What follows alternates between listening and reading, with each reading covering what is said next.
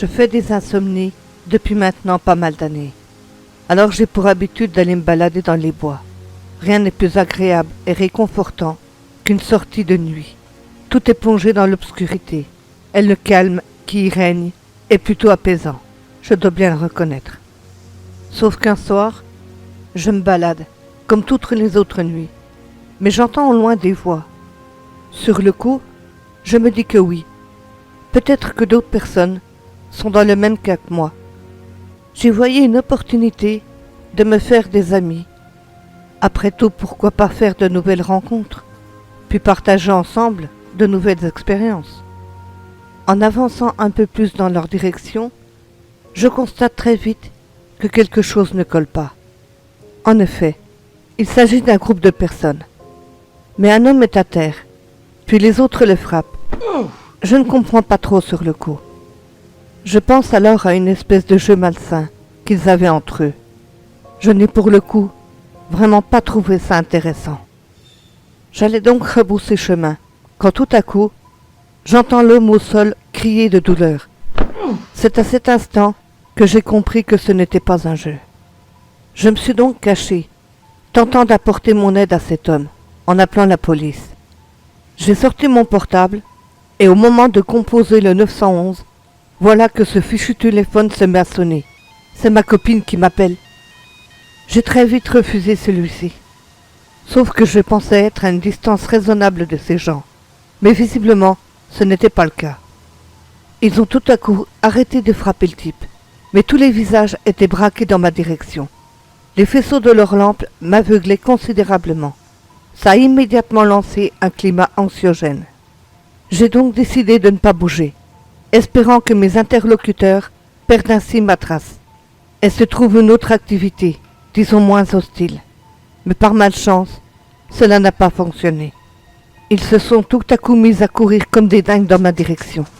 La peur qui m'envahissait à ce moment même était tout simplement inimaginable. Cette forêt autrefois si enivrante est aujourd'hui terriblement flippante. Puis comme une décision instinctive, j'ai décidé de courir le plus vite possible, pour échapper à cet arrivée venu d'on ne sait où. Je les distançais de peu, et vu la détermination qu'ils avaient, il me fallait bien plus que de l'instinct pour m'en sortir.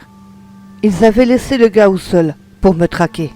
Mais sur ce coup-là, j'avais été plus intelligent qu'eux, car je connaissais bien cette forêt. Je les ai donc contournés dans une course acharnée. Quand j'avais compris que ceux-ci venaient de me perdre, je suis vite allé voir le mec qui était à terre, dans un sale état. Je lui ai dit de ne pas s'inquiéter, que j'allais appeler la police. C'est à cet instant qu'en plongeant son regard dans le mien, il me dit d'une voix tremblante que ces gars sont des tueurs et qu'ils n'hésiteraient pas à me tuer moi aussi si je ne fichais pas le camp tout de suite d'ici. J'étais littéralement plongé dans une profonde angoisse. Je compose alors le 911 et leur explique la situation en donnant notre position exacte. Mais dans la panique, nous n'entendons pas ce qui se passe autour de nous. Mais tout à coup, je ressens une violente douleur à la tête. Je m'écroule au sol. Je sens une matière visqueuse et chaude couler le long de mon visage. Je comprends très vite que c'est mon sang. Mais en un instant, je perdis connaissance. Je me réveille dans un endroit froid et sec. J'ai mal partout. Je me retrouve avec une vague impression d'être passé sous un rouleau compresseur, tellement les douleurs sont violentes. Mais la situation s'alourdit d'un coup, car on dirait que je suis enfermé. M'avait-on séquestré? Ou emmené à l'hôpital? Ou pire encore, je ne le sais pas. Mais tout ce que je sais en tout cas, c'est qu'il y fait vraiment très froid. De plus, une odeur nauséabonde enveloppe cet endroit.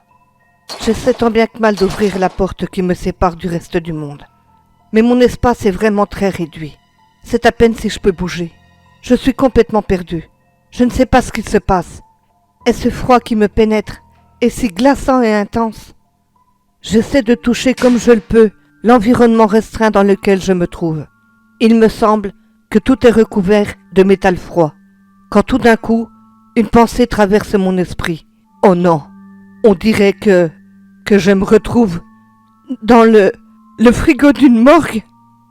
La panique s'empare très rapidement de moi, rien qu'à cette pensée morbide. Je hurle, je frappe sur la porte comme un déchaîné, même si la douleur est insupportable.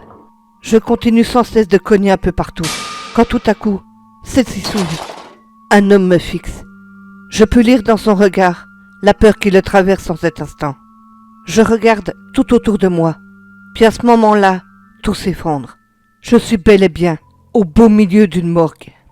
L'homme appelle ses collègues aux urgences, les mêmes qui m'avaient déclaré mort quelques heures auparavant, et m'ont envoyé à la morgue. Visiblement, ils avaient fait une erreur. Mais j'étais quand même heureux de m'être sorti de ce mauvais pas. J'ai demandé des nouvelles de l'homme avec qui l'on m'avait retrouvé, mais malheureusement, il n'avait pas eu autant de chance que moi, car les mecs nous avaient retrouvés et tabassés, en nous laissant là, ainsi, pour morts.